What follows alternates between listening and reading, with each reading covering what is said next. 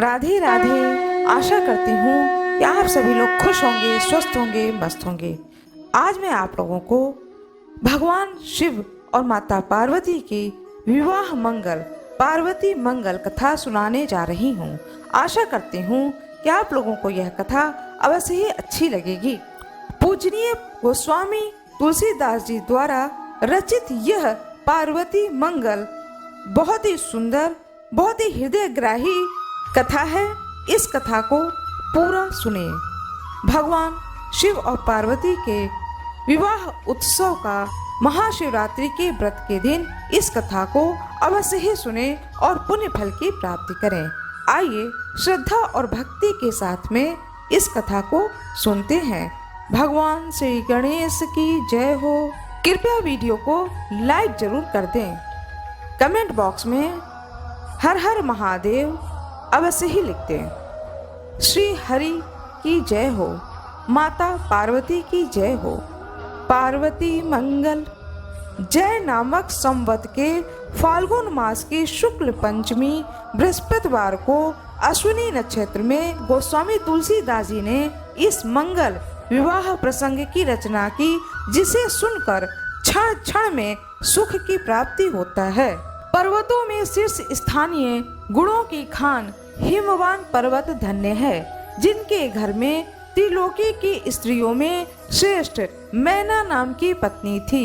कहो उनके पुण्य की किस प्रकार बड़ाई की जाए, जिनके घर में जगत की माता पार्वती ने जन्म लिया। जब से मंगलों की खान पार्वती जी ने प्रकट हुई, तब से हिमाचल के घर में नित्य नवीन रिद्धि सिद्धियां और संपत्तियां निवास करने लगीं। मुनिजन सब प्रकार के नित्य नवीन मंगल और आनंदमय उत्सव मनाते हैं। ब्रह्मा आदि देवता, मनुष्य एवं नाग अत्यंत प्रेम से हिमवान के सौभाग्य का वर्णन करते हैं। पिता, माता, प्रियजन और कुटुंब के लोग उन्हें निहार कर आनंदित होते हैं और उनका प्रेम से लालन पालन करते हैं। ऐसा लगता था मानो शुक्ल पक्ष में चंद्रशेखर भगवान महादेव जी के ललाट में चंद्रमा की कला की वृद्धि को प्राप्त हो रही हूँ। कुमारी पार्वती जी को सयानी वयस्क होते हुए देख माता पिता चिंतित हो रहे हैं और नित्य प्रति यह अभिलाषा करते हैं कि पार्वती के योग्य वर कहाँ मिलेगा। एक समय नारद जी हिमवान के घर गए। उस समय पर्वत श्रेष्ठ हिमवान और मैना ने प्रसन्नता पूर्वक उनकी पूजा की। माता मैना ने पार्वती जी को बुलाकर ऋषि के चरणों में डाल दिया। मुनि नारद ने मन ही मन माता पार्वती को प्रणाम किया और वचन से आशीर्वाद दिया। उस समय पिता हिमवान के कंधे से सटकर खड़ी हुई कुमारी पार्वती जी बड़ी शोभामयी जान पड़ती थीं। उनके स्वरूप का कोई वर्णन नहीं कर सकता है। उसे जिसने देखा वही जान सकता है। अत्यंत प्रेम और सच्ची श्रद्धा से बार बार पैर पकड़कर मैना जी ने कोमल वचनों से कहा, हे मुने, हमारी विनती सुनिए। आप तीनों लोकों में और तीनों कालों में बड़े ही विचार कुशल हैं। अतः हे नारद जी, आप पार्वती के अनुरूप कोई वर बतलाइए। नारद मुनि कहते हैं, ब्रह्मांड के 14 भुवनों में जहाँ जहाँ मैं घूमता हूँ, हे गिरिश्रेष्ठ हिमवान, वहाँ वहाँ तुम्हारी बड़ाई सुनी जाती है। तुम्हारे समान बड़भागी और कोई नहीं है। तुम्हारे लिए कुछ भी अप्राप्त नहीं है, सब कुछ सुलभ है, क्योंकि विधाता तुम्हारे अनुकूल सिद्ध हुए हैं। ईश्वर तुम्हारे अनुकूल सिद्ध हुए हैं, अतः तुम्हारे लिए सब कुछ सुलभ है। यह जानकर नवीन चिंताओं को त्याग दो। ब्रह्मा जी ने वर दुल्हा रूप पौधे को पहले रचा है, तब मंगलमयी मंगला पार्वती को। एक बार तुम्हारी चर्चा ब्रह्मलोक में भी चल रही थी। उस समय चतुरानने ने कहा था कि हिमवान की कन्या पार्वती के योग्य वर है तो बावला, परंतु निश्चय ही वह देवताओं से भी वंदित पूजित है। मेरे मन में भी ऐसी बात आती है कि पार्वती को बावला वर मिलेगा।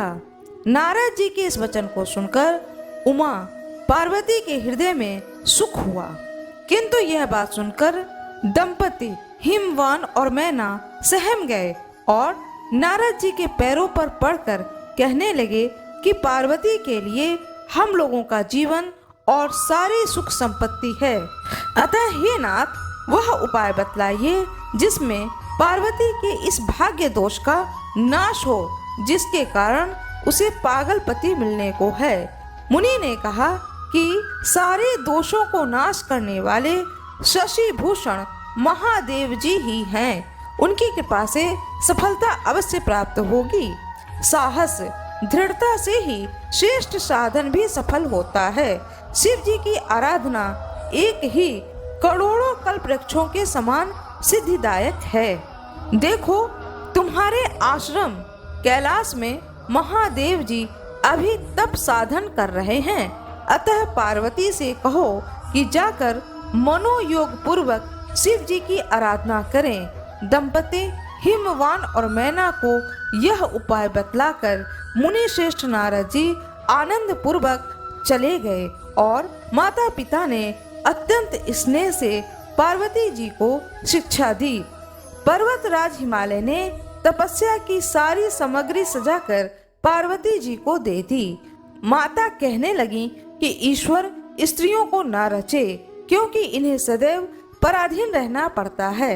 माता पिता ने पार्वती जी को उपदेश दिया कि तुम भगवान शिव की आराधना करो और अत्यंत आदर प्रेम और भक्ति से मन को तर कर दो। एकमात्र श्री महादेव जी के ही चरणों का भक्ति के द्वारा मन को सरस बना दो। मनसा वाचा कर्मणा पार्वती जी के एकमात्र श्री महादेव जी के ही चरणों का आश्रय था। उनके गौरव, स्नेह, शील, संकोच और सेवा का वर्णन किस प्रकार किया जा सकता है।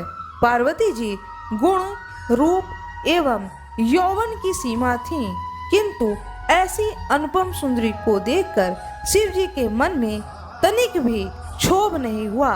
सच है, जो लोग विकार का कारण रहते हुए भी कामदेव को वश में किए रहते हैं, वे ही सच्चे धीर हैं। देवताओं ने अनुकूल अवसर देखकर कामदेव को बुलाया और कहा कि आप देवताओं का काम कीजिए। यह सुनकर कामदेव साज सजाकर आए। महादेव जी से कामदेव ने प्रतिकूल बर्ताव किया और जगत को जीत लेने के अभिमान से चूर होकर शिव जी का निरादर किया। उसी का फल उसने पाया, अर्थात वह नष्ट हो गया। पतिहीना अर्थात विधवा रति को मलिन और शोकाकुल देखकर मृदुल स्वभाव वाले कृपा मूर्ति आशुतोष भगवान नीलकंठ शिव जी ने प्रसन्न होकर उसे यह वर दिया। अब ते रति तब नाथ कर हो है नाम अनंग, बिन बपु व्यापहि सबहि पुनि सुन निज मिलन प्रसंग। जब जदुवंश कृष्ण अवतारा हो ही हरण महामहि भारा, कृष्ण तनय हो ही पति तोरा वचन अन्यथा हो ही न मोरा। और फिर शिव जी उदासीन हो गए, उस स्थान को छोड़कर अन्यत्र चले गए। पार्वती जी प्रेम बस व्याकुल हो गईं। उनके शरीर की शुद्ध बुद्ध होश हवास जाती रही, मानो वन में बढ़ती हुई कल्पलताओं को विषम पाले ने मार दिया हो। फिर सखियों ने घर घर जाकर सारे समाचार सुनाए। इस समाचार को सुन करके माता पिता एवं घर के लोग दारुण दुख में जलने लगे। वहां जाकर पार्वती जी को देख वे अत्यंत प्रेम से उन्हें हृदय लगाते हैं, विलाप करते हैं तथा वाम विधाता को दोष देते हैं और कहते हैं कि यदि देवता और विधाता शुभ मार्ग में बाधक न हो तो साधक लोग परिश्रम करके मनोवांछित फल पा सकते हैं। सब लोग साधकों के क्लेश को सुनाकर पार्वती जी को घर चलने के लिए निहोरा करते हैं, पर उनकी बात कौन सुनता है और किसे घर सुहाता है। मन तो चंद्रभूषण श्री महादेव जी को चाहता है, फिर पार्वती जी सबको समझाकर सबके मन को दृढ़ कर और माता पिता की आज्ञा पा पुनः कठिन तपस्या करने लगी। उसे तुलसी गाकर कैसे कह सकते हैं। पार्वती जी दृढ़ प्रतिज्ञा को देखकर माता पिता और परिजन लौट आए। जिसमें अनुराग पूर्वक चित्त लग जाता है वही अपना प्रिय है। उन्होंने भोगों को रोग के समान और लोगों को सर्पों के झुंड के समान त्याग दिया तथा जो मुनियों को भी मन के द्वारा अगम्य था ऐसे तप में मन लगा दिया। जिस शरीर को स्पर्श करने में वस्त्र आभूषण भी सकुचाते थे उसी शरीर से उन्होंने शिव जी के लिए बड़ी भारी तपस्या आरंभ कर दी। वे तीनों काल स्नान करती और शिव जी की पूजा करती। उनके प्रेम व्रत और नियम को सज्जन साधु लोग सराहते हैं। उनके लिए रात दिन बराबर हो गए, न नींद न भूख अथवा न प्यास ही है। नेत्रों में आंसू भरे रहते हैं, मुख से शिव नाम उच्चारण होता रहता है, शरीर पुलकित रहता है और हृदय में शिव जी बसे रहते हैं। कभी कंद मूल फल का भोजन होता, कभी जल और वायु पर ही निर्भर होता और कभी बेल के सूखे पत्ते खाकर ही दिन बीत जाते। जब पार्वती जी ने सूखे पत्तों को भी त्याग दिया तब उनका अपना नाम अपर्णा पड़ा। उनकी नवीन निर्मल एवं मनोरम कीर्ति से 14 भुवन भर गए। पार्वती जी का तप देखकर बहुत से मुनिवर और मुनिजन उनकी सराहना करने लगे कि ऐसा तप कभी कहीं किसी ने न देखा और न तो सुना ही था। तो कहते हैं कि ऐसा तप किसी ने नहीं देखा। इस तप के योग्य फल क्या 4 फल अर्थात धर्म अर्थ काम एवं मोक्ष कभी भी हो सकते हैं। पर्वत राजकुमारी उमा क्या चाहती हैं जाना नहीं जाता, न वे कुछ कहती हैं। तब शशि शेखर श्री महादेव जी ब्रह्मचारी का वेश बनाकर उनके प्रेम कठोर नियम प्रतिज्ञा और दृढ़ संकल्प की परीक्षा के लिए आते हैं। उन्होंने मन ही मन अपने को पार्वती जी के हाथों सौंप दिया और पार्वती जी से सुमधुर वचन कहने लगे। उस समय पार्वती जी की दशा देखकर दया निधान शिव जी दुखी हो गए और उनके हृदय में यह आया कि मेरा स्वभाव बड़ा ही कठोर है। यही कारण है कि मेरी प्रसन्नता के लिए साधकों को इतना तप करना पड़ता है। जब वह ब्रह्मचारी पार्वती के वंश की प्रशंसा करके उनके माता पिता को सब प्रकार से योग्य कह अमृत के समान मीठे और सुखदायक वचन बोले। शिव जी कहते हैं, हे देवी, मैं कुछ विनती करता हूँ, बुरा न मानना। मैं स्वाभाविक स्नेह से कहता हूँ, अपने जी में इसे सत्य जानना। तुमने संसार में प्रकट होकर अपने माता पिता का यश प्रसिद्ध कर दिया। तुम संसार समुद्र में स्त्रियों के बीच रत्न सदृश उत्पन्न हुई हो। मुझे ऐसा जान पड़ता है कि संसार में तुम्हारे लिए कुछ भी अप्राप्त नहीं है। यह भी सच है कि निष्काम तपस्या में क्लेश नहीं जान पड़ता है, परंतु यदि तुम वर दूल्हा के लिए तप करती हो तो यह तुम्हारा लड़कपन है, क्योंकि यदि घर में ही पारस मणि मिल जाए तो क्या कोई सुमेरु पर्वत पर जाएगा। हमारी समझ से तो तुम बिना प्रयोजन ही क्लेश उठाती हो। अमृत क्या रोगी को चाहता है और रत्न क्या राजा की कामना करता है। इस ब्रह्मचारी को आपके तप का कोई कारण समझ में नहीं आया। यह सोचते सोचते अपने हृदय में हार गया। इस प्रकार उनके प्रिय वचन को सुनकर पार्वती जी ने सखी के मुख की ओर देखा। तब सखी ने उनकी अनुमति जानकर उनके तप का कारण यह बतलाया कि वे शिव जी के लिए तपस्या करती हैं। यह सुनकर के ब्रह्मचारी ने हंसकर कहा कि यह तो तुम्हारी महान मूर्खता है, जिसने तुम्हें ऐसा उपदेश दिया, जिसके कारण तुमने इतना क्लेश उठाकर वावले वर का वरण किया है। मैं तुम्हारी भलाई के लिए सद्भाव बस कहता हूँ कि वह तुम्हारा घोर शत्रु है। अच्छा, यह तो बताओ कि क्या सुनकर तुम ऐसे कुलहीन वर पर रीझ गई, जो गुण रहित, प्रतिष्ठा रहित, जाति रहित और माता पिता रहित है। वे शिव जी तो भीख मांगकर खाते हैं, नित्य शमशान में चिता भस्म पर सोते हैं, नग्न होकर नाचते हैं और पिशाच और पिशाचनी इनके दर्शन किया करते हैं। भांग धतूरा ही इनका भोजन है और ये शरीर में राख लपटाए रहते हैं। ये योगी, जटाधारी और क्रोधी हैं। इन्हें भोग अच्छे नहीं लगते हैं। तुम सुंदर मुख और सुंदर नेत्रों वाली हो, किंतु शिव जी के तो 5 मुख और 3 आंखें हैं। उनका वामदेव नाम यथार्थ ही है। वे कामदेव के मद को चूर करने वाले अर्थात काम विजयी हैं। शंकर में भी एक श्रेष्ठ गुण नहीं है, वह करोड़ों दूषण है उनके अंदर। वे नरमुंड और हाथी के खाल को धारण करने वाले तथा सांप और विष से विभूषित हैं। कहाँ तो तुम्हारा गुण, शील, शोभायमान स्वरूप और कहाँ शंकर का अमंगल वेश, जो अत्यंत भयानक है। जो शंकर शशि कला की चिंता में रहते हैं, वे क्या तुम्हारा ध्यान रखेंगे? मेरे कहे हुए वचनों को हृदय में धारण कर तुम बावले वर को न वरना। अपने हृदय में विचार कर हठ को त्याग दो। हठ करने से तुम दुख ही पाओगी और ब्याह के समय हमारी शिक्षा को याद करके पछताओगी। जिस समय वे भूत पिशाच और प्रेतों की बारात सजाकर आएंगे, तब तुम्हें पछताना पड़ेगा। उस बारात को यमदूतों की सेना के समान जानकर स्त्री पुरुष सब भाग चलेंगे।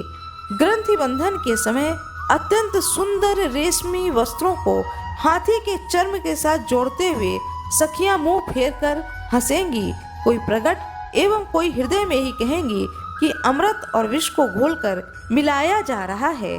जब तुम्हारे साथ शिव जी बैल पर सवार होंगे, तब नगर के स्त्री पुरुष देखकर हंसते हुए अपने मुख को छिपा लेंगे। इसी प्रकार अनेकों कुतर्क करके ब्रह्मचारी इच्छा अनुसार बोल रहे थे, परंतु पर्वत की पुत्री का मन डिगा नहीं। भला कहीं हवा से पर्वत डोल सकता है?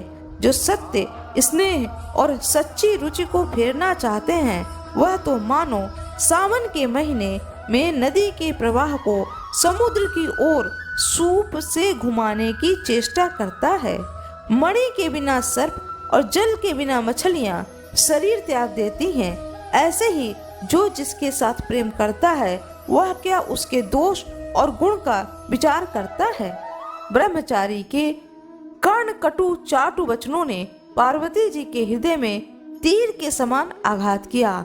उनकी आंखें लाल हो गईं, भ्रुकुटियां तन गईं, होंठ फड़कने लगे, उनका शरीर थर-थर कांपने लगा। फिर उन्होंने सखी की ओर देखकर कहा, अरे आली, इस ब्रह्मचारी को शीघ्र विदा करो, यह तो बड़ा ही अशिष्ट है।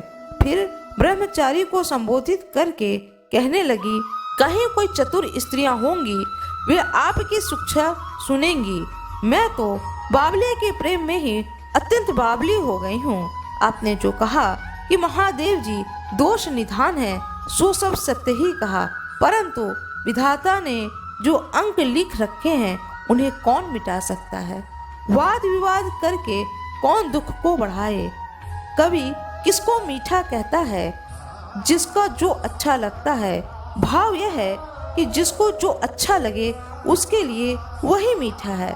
फिर सखी बोलती है, हे सखी, इनसे कहो कि बहुत देर हो गई है, अब अपने काम के लिए कहीं जाएं। देखो किसी की युक्ति को रचकर भी कुछ न बक उठें।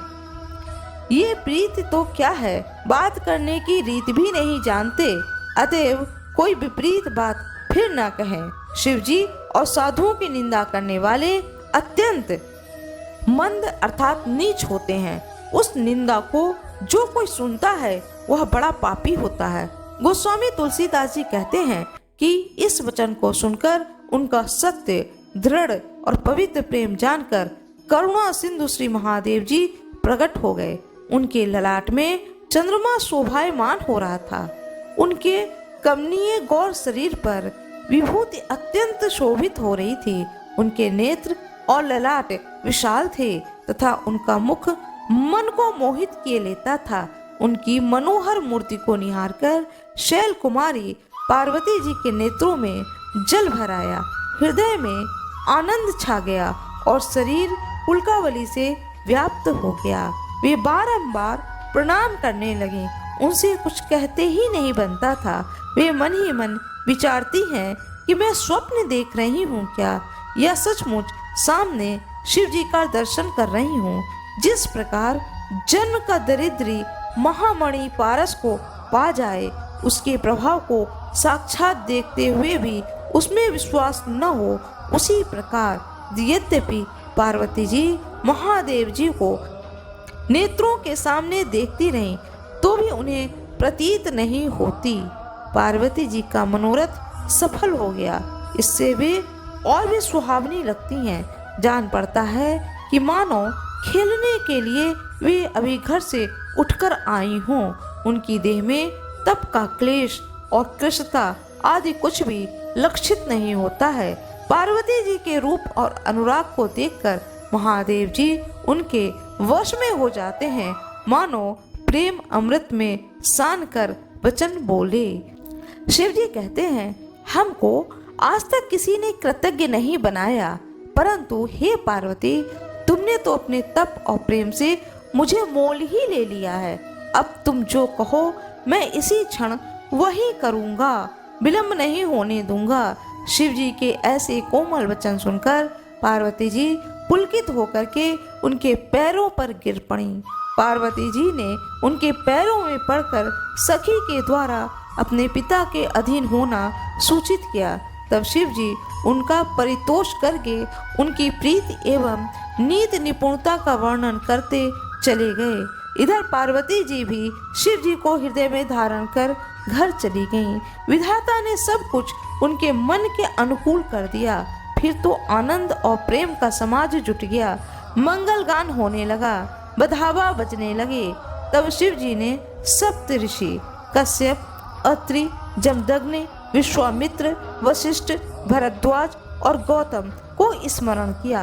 उन्होंने आकर प्रभु शिव को सिर नवाया। शिव जी ने उनका सम्मान किया और उन्होंने जन्म का फल पा लिया। सप्त ऋषियों ने कहा कि जो लोग एक बार भी आपका स्मरण कर लेते हैं वे ही पुण्य आत्माओं में श्रेष्ठ हैं। हे नाथ, हे हर, फिर जिसे आप स्मरण करें उसके समान तो वही है। मुनियों की विनय को सुनकर शिव जी ने परम सुख प्राप्त किया और उन मुनीश्वरों को सब कथा का प्रसंग सुनाया और कहा कि तुम लोग हिमांचल के घर जाओ और इसकी चर्चा चलाकर यदि जच जाए तो लगन धरा आना। इसी अवसर पर आकाशवाणी हुई कि वशिष्ठ पत्नी अरुंधति मैना से मिलकर बात चलाएंगे। स्त्रियां इस काम में कुशल होती हैं, अतः काम बन जाएगा। उमा पार्वती जी दुल्हन हैं और शिव जी वर हैं। ये मुनि लोग साधक हैं, अतः यह काम अवश्य ही बन जाएगा। शिव जी और मुनियों को आकाशवाणी सुनने से आनंद प्राप्त हुआ। सुंदर नेत्रों वाली स्त्रियां सिर पर कलश लिए शुभ शकुन सूचित करती हैं। शिव जी ने महर्षियों को वह दिन और स्थान बतलाया जहाँ फिर मिलना हो सकता था। तब ये मुनिश्रेष्ठ आनंदित होकर गिरिराज हिमवान के पास चलकर पहुँचे। जब सप्त ऋषि हिमवान के घर गए तब हिमवान ने स्नेह एवं आदर पूर्वक पूजकर उनकी पहुनाई की एवं पत्नी एवं कन्या सहित घर की सारी सामग्री लाकर उनके आगे रख दिया। तब पूजा आदि से आनंदित हो विवाह की बात चली। हिमवान को समझाकर शुभ दिन शोधन करा प्रातः काल ही सातों ऋषि सुंदर लग्न लिखवाकर आनंद पूर्वक वहां से चले। हिमवान ने ब्राह्मणों का सम्मान करके कुल गुरु और देवताओं की पूजा की। नगारों पर चोट पड़ने लगी। नगर में चारों ओर उमंग छा गई। पर्वत, वन, नदी, समुद्र और सरोवर जिन जिन विषय में सुना उन सभी को सभी श्रेष्ठ पर्वतों के नायक हिमांचल ने न्योता भेज दिया। वे सब के सब सुंदर वेश बना बना कर उपहार के लिए चवर, वस्त्र, हार और मणिगण लिए हृदय में हर्षित हो चले। हिमवान ने प्रमुदित होकर कुशल कारीगरों को मंडप बनाने की आज्ञा दी और विवाहिता लड़कियां मंगल गान करने लगीं। अनेक प्रकार के बंधनवार, कलश, चंवर और ध्वज पताकाएं बनवाई गईं। बाजार को रेशमी वस्त्रों से छाकर बीच बीच में फल युक्त वृक्ष लगाए गए। पार्वती जी के नैहर का कहिए किस प्रकार वर्णन किया जाए, वह तो मानो बसंत और कामदेव के राज्य की राजधानी ही थी। मानो चतुर विधाता ने कामदेव की राजधानी की ओर और ही अलौकिक ढंग से रचा है। उनके विचित्र रचना को देखकर नेत्र जहाँ जाते हैं वही ठिठक कर रह जाते हैं। इस प्रकार विवाह का साज सजाकर हिमवान बारात का रास्ता देखने लगे। गोस्वामी तुलसीदास जी कहते हैं कि मुनियों ने शिव जी को लग्न पत्रिका लेकर दी। इससे शिव जी आनंद उत्सव में मग्न हो गए। शिव जी ने तुरंत ही ब्रह्मा जी को बुलाकर जब लग्न पत्रिका पढ़वाई तब उन्होंने कहा कि सब देवताओं को बुलाकर विवाह के लिए चलें। ब्रह्मा जी ने जहाँ तहाँ शिव जी के गणों को दूत बनाकर भेजा। यह समाचार सुनकर देवता लोग प्रसन्न हुए और नगाड़े बजाने को कहने लगे। वे संवार कर विमानों को सजाने लगे। उस समय अच्छे अच्छे शगुन होने लगे। इस प्रकार अपने अपने साज और समाज को सजाकर देवता लोग चल दिए। शिव जी के समस्त दूत और भूतगण अत्यंत आनंदित होकर गरज रहे और सुअर, भैंस, कुत्ते, गधे आदि अपने अपने वाहनों को सजाते हैं। वे अनेक प्रकार से नाचते हैं और आनंद की उमंग को और भी बढ़ाते हैं। बकरे, उल्लू, भेड़िए शब्द कर रहे हैं और शिव जी के गण गीत गाते हैं। इसी समय लक्ष्मीपति भगवान विष्णु और देवराज इंद्र समस्त देवताओं के साथ जहाँ ब्रह्मा जी एवं शंकर जी थे वहाँ आए और उन्हें देखकर अपने मन में बहुत प्रसन्न हुए। देवराज इंद्र से मधुर वचन कहकर श्री महादेव जी प्रसन्न हो श्री विष्णु भगवान से मिले और देवताओं की ओर देखकर उन्हें सम्मानित किया। इससे शिव जी को बड़ा आनंद हुआ। उस समय बहुत प्रकार से वाहन, यान और विमान शोभायमान हो रहे थे। फिर बारात चली और धड़ाधड़ नगारे बजने लगे। आकाश में नगारे बजने लगे। गाने का मधुर शब्द होने लगा। शिव जी बैल पर चढ़कर चले। देवता लोग जय जयकार करने लगे और फूल बरसाने लगे तथा शुभ सूचक अच्छे अच्छे शगुन होने लगे। गोस्वामी तुलसीदास जी कहते हैं कि महादेव जी के साथ भूत, प्रेत, पिशाच यही बारातियों के रूप में शोभायमान हो रहे थे। उस समय वर को गज, चर्म, सर्प और मुंडमाला से विभूषित देख करके देवता लोग और भगवान विष्णु हंसने लगे। भगवान ने देवताओं को बुलाकर कहा कि अब नगर निकट आ गया है, अतः सब लोग अपने अपने समाज को अलग अलग कर लो। इस समय भूतनाथ के साथ भूतगण शोभायमान हैं, जो अनेक प्रकार के मुख, वेश और वाहनों से विराजमान हो रहे हैं। वे कछुओं के खपड़े को खाल से मढ़कर उन्हीं को नगाड़े के रूप में बजाते हैं और मनुष्य की खोपड़ी में जल भर भर पीते और पिलाते हैं। तब भगवान विष्णु ने हंसकर कहा कि दूल्हा के योग्य ही बारात बनी है। यह सुनकर शिव जी हृदय में हंसते हैं। इस प्रकार खूब क्रीड़ा और कौतुक हो रहा है। मार्ग में बड़ा विनोद हो रहा है। उस समय का आनंद कुछ कहने में नहीं आता। बारात बाजे बजाते हुए नगर के निकट पहुंच गई। नगर में खलबली पड़ गई। संपूर्ण हिमाचल पर्वत हृदय में आनंदित हो मानो पूर्णिमा के समान चंद्र मंडल को देख समुद्र उमड़ गया हो। स्वागत करने वाले प्रसन्न होकर आगे आए, परंतु बारात को देखकर घबरा गए। उस समय उनसे न तो रहते बनता था और न ही भागते ही बनता था। हाथी घोड़े भाग चले, वे लौटाने से भी नहीं लौटते। बालक भी घबराहट के मारे भटक गए, वे घर खोजते फिरते। अगवानों ने बरातियों को जनवासा दिया और सब प्रकार के सुपास ठहरने के लिए स्थान की व्यवस्था कर दी। तब सब बालक घर घर पहुंचकर कहने लगे कि प्रेत, बैताल और भयंकर भूत बराती हैं तथा बावला वर बैल पर सवार है। इस प्रकार सभी बालक दूल्हे के योग्य ही बना है, अर्थात सारा साज समाज ही विपरीत है। हम सत्य कहते हैं, ईश्वर कुशल करे, जो जीते बच गए तो करोड़ों ब्याह देखेंगे। इस समाचार को सुनकर मैना के मन में बड़ा सोच हुआ। वह कहने लगी कि नारद के उपदेश से कौन सा घर नष्ट नहीं हुआ है। नारद जी तो कहते हैं कि परम परोपकारी हैं, परंतु ये घर को नष्ट करने वाले धूर्त और कलह प्रिय हैं। सप्त ऋषियों ने विवाह संबंधी बातचीत भी वैसी ही की थी, वे भी पूरे स्वार्थ साधक ही निकले। इस प्रकार माता मैना पार्वती जी को हृदय में लगाकर अनेक प्रकार की कल्पना करने लगी और अत्यंत दुख मानने लगी। तब हिमवान ने कहा, शिव जी की महिमा अगम्य है, उसे वेद भी नहीं जानता है। हिमवान के वचन को सुनकर मैना का मन कुछ स्वस्थ हुआ, अर्थात उनके मन में सांत्वना हुई। उसी समय जहाँ तहाँ बाजार, चौक एवं गलियों में बारात की चर्चा चल रही थी। उसे सुनकर लक्ष्मीपति भगवान विष्णु, देवराज इंद्र तथा अन्य देवता लोग कमल के समान हाथों को जोड़कर अर्थात मुख मंडल को हाथों से ढककर बार बार मुंह फेर कर हंसते थे।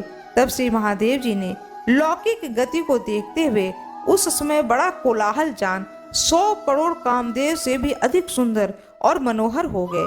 उनका गज चर्म नीलांबर हो गया, जितने सर्प थे वे मणिमय आभूषण हो गए। उस समय ऐसा जान पड़ता था उनके रोम रोम पर सुंदर रूप में सूर्य प्रकाशित हो रहे हों। शिव जी के गणों का वेश भी मंगलमय हो गया और वे अपने ही सौंदर्य से कामदेव के भी मन को मोहने लगे। यह सुनकर सभी स्त्री पुरुष हृदय में आनंदित होकर उन्हें देखने के लिए चल दिए। उस समय ऐसा जान पड़ता था मानो शिव जी शारदीय पूर्णिमा के चंद्रमा हैं। देवता लोग नक्षत्र के समान हैं और उन्हें देखने के लिए चारों ओर पूर्ववासी लोग चकोर समुदाय की भांति सुशोभित हो रहे थे। लगन का समय होने पर गिरिवर हिमवान ने बरातियों को बुला भेजा और उन्हें मंगलमय अर्घ और पावड़ देते हुए साथ ले चले। चलने के समय मंगलमय शकुन होते हैं और देवता लोग फूलों की वर्षा करते हैं। आनंद पूर्ण गान और नगारों का निनाद होने लगा और नगर आनंद एवं मंगल से पूर्ण हो गया। पहले ही पौड़ी पर समधियों का सुखदायक सम्मिलन हुआ। इधर ब्रह्मा जी थे और उधर हिमवान थे, दोनों ही समान और सब प्रकार के योग्य थे। फिर मणि और सोने के सुंदर थाल में आरती सजाकर स्त्रियां चलीं। उनके रूप को देखकर काम पत्नी रति और गान श्रवण कर सरस्वती भी ईर्ष्या करने लगती थीं। शरीर से पुलकित और मन में आनंदित हो वे भाग्य और प्रेम से भरी प्रेम के आवेश में मत गजगामिनी कामनिया वर दुल्हा का परिछन पूजन करने चली। वर को चंद्रमा के समान गौर और अंग अंग में प्रकाश पूर्ण देखकर मैना सुख सागर में मग्न हो आरती उतारने लगी। सास ने सुख सिंधु में मग्न होकर आरती उतारी और फिर निछावर करके वर की ओर देखकर माघ में अर्घ और पावड़े देती फूल से लदे हुए वर को आनंद पूर्वक मंडप में ले चली। हिमवान ने सभी देवताओं का सम्मान करके उन्हें उचित आसन दिए। उस समय का जो कुछ साज सामान था वह सब सुंदर मंडप में लाकर रखा। वर को अर्घ देकर मणि जटित आसन पर बैठाया गया। फिर पूजा करके मधु पर्क खिलाने की रीत पूरी की गई तथा आचमन कराया गया। तत्पश्चात ब्रह्मा ने सप्त ऋषियों से कहा कि विलंब ना करो, लगन का समय हो गया है, शीघ्र ही सब विधियां संपन्न करो। तब अग्नि स्थापना करके दूल्हे शिव जी को वस्त्र पहनाया गया और कहा गया कि शीघ्र ही दुल्हन को लाओ, अब समय आ गया है। उस समय सखियां और ब्याही हुई अन्य लड़कियों के साथ पार्वती जी अत्यंत सुशोभित हो रही थी, मानो सौंदर्य मूर्ति प्रकट होकर जगत को मोह रही थी। समय के अनुकूल वस्त्र और आभूषणों की खूब शोभा हो रही है, मानो शोभा के नवीन लती का रूप में फलों से फली हुई है। कहो पार्वती जी के गुण एवं रूप की तुलना किससे की जाए? समुद्र को किस प्रकार तालाब और कुएं के बराबर बतलाया जाए? पार्वती जी को आते देख देवता लोग सिर नवाते हैं और अपना जन्म कृतार्थ करते हुए जानकर सुखी होते हैं। ब्राह्मण लोग आशीर्वाद दे देकर वेद की ध्वनि कर रहे हैं और समय समय पर गान एवं नगारों की ध्वनि तथा फूलों की वर्षा हो रही है। सब लोग दूल्हा दुल्हन को देखकर मन ही मन प्रफुल्लित होते हैं। शंखोच्चार के समय सब देवता और मुनि लोग हंसने लगे। फिर पर्वतराज हिमवान ने सब प्रकार की लौकिक वैदिक विधियों को करके हाथ में जल और कुश लिया तथा कन्यादान का संकल्प किया। कुल गुरु और कुल देवताओं का पूजन किया। फिर उस शुभ घड़ी में कलश और शिला का पूजन किया गया। तत्पश्चात लावा विधान, जिसमें कन्या का भाई कन्या की गोद में धान का लावा भरता है, और होम विधान देकर फिर भावने पड़ी। इसके अनंतर वधू के मांग में सिंदूर भरने की रीति कर ग्रंथि बंधन हुआ। फिर ध्रुव का दर्शन किया गया। तब सब लोग कहने लगे कि विवाह संपन्न हो गया और हम लोगों ने जन्म लेने का फल अपने आँखों से देखा। इसी प्रकार सभी ने अपना जन्म फल देखा। विवाह हो गया। दसों दिशाओं में आनंद उमड़ पड़ा। गोस्वामी तुलसीदास जी कहते हैं कि नगारों के घोष, गान की ध्वनि, फूलों की वर्षा से वह रात्रि सुहावनी हो गई। पर्वतराज हिमवान ने वस्त्र, मणियां, गौ, धन, हाथी, घोड़ा, दास, दासियां, जो कुछ भी गिरिजा को प्रिय थे, वे सभी प्रेम पूर्वक दहेज में दिए। फिर बराती लोग तो जनवासे को चले गए। दूल्हा दुल्हन कोहबर में गए। उस समय मैना ने उनका द्वार रोककर कौतुक किया और शिव पार्वती ने लह कौरी की रीति करके उन्हें बड़ा ही सुख दिया। जुआ खिलाते समय सब स्त्रियां हिमाचल पत्नी मैना को गाली गाती और शिव जी अपनी ओर देखकर विशेष आनंदित होते कि हमारे तो माता पिता है ही नहीं, गाली किसको देगी।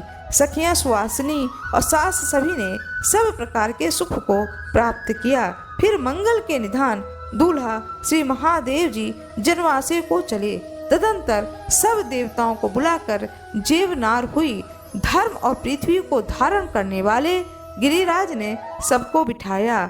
सुवार सूपकार परोसने लगे और देवता लोग जीमने लगे। उस समय सुंदरी स्त्रियां गाना गाने लगीं और मन को आनंद में डुबोने लगीं। गुणी लोग सहनाइयों पर सुमंगल गान करने लगे। विष्णु भगवान और ब्रह्मा जी ने अपने भाई सजातीय समस्त देवताओं के साथ भोजन करके चले गए। पर्वतराज हिमवान ने प्रातः काल होते ही विदा का सामान तैयार किया और देवता लोग रथों को सजाकर नगाड़े बजाते हुए चल दिए। सभी देवताओं का सम्मान करके उन्हें पहरावन दी और उनकी विनय एवं स्नेह से सुहावनी बढ़ाई की। फिर सास ने शिव जी के चरण को पकड़कर कहा कि हमारी एक विनीत प्रार्थना मानिए। पार्वती मेरे जीवन की मूल है, ऐसे जानिएगा। वे एक बार मिलकर विदा कर देती हैं और फिर मिलकर पहुंचाने जाती हैं, मानो हाल की बियाही हुई गाय हुंकार भर भर करके दौड़ती हो। पार्वती जी माता के मुख को देखकर नेत्रों से जल बहा रही हैं और सखियां संसार में स्त्री का जन्म ही वृथा है, यूं कहकर सोच करती हैं। गिरिराज हिमवान पुत्र और परिजन सहित पार्वती जी से मिलकर उन्हें बहुत प्रकार समझा बुझा कर दुखी मन से लौटे। फिर शिव जी पार्वती जी के सहित कैलाश पर्वत पर गए। देवता लोग प्रणाम करके अपने अपने स्थान को चले गए। पार्वती जी और शिव जी के विवाह के आनंद से सारे भुवन भर गए। विधाता ने सबके संपूर्ण मनोरथों को पूरा कर दिया। प्रेम रूप रेशम के रेशमी तागे में कवि की बुद्धि रूपी मृगनयनी कामिनी ने यह श्री पार्वती और प्रभु शंकर के गुण गण रूपी मणियों से मंगलमय हार गूथा है। मृगनयनी विधुवदनी रजो मणि मंजू मंगला हार सो उर्धर हो जुबती जन विलोक तिलोक शोभा सार सो कल्याण काज उछाह ब्याह स्नेह सहित जो गाइए तुलसी उमा शंकर प्रसाद प्रमोद मन प्रिय पाइए।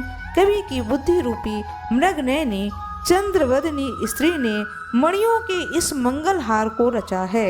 इसे भक्तों की बुद्धि रूपी स्त्रियां तीनों लोक की शोभा का सार समझकर धारण करें।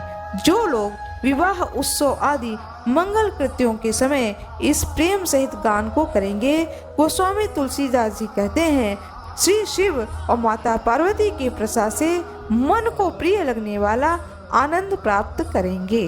भगवान शंकर की जय हो, माता पार्वती की जय हो, भगवान विष्णु की जय हो, ब्रह्मा जी की जय हो, सभी देवी देवताओं की जय हो, दृश्य ऋषियों की जय हो और दृश्य ऋषियों की जय हो।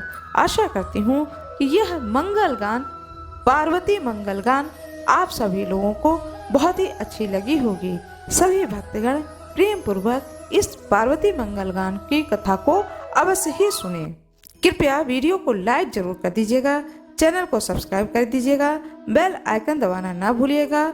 कमेंट बॉक्स में जय माता दी अवश्य ही लिख दीजिएगा। आप लोगों का बहुत बहुत धन्यवाद।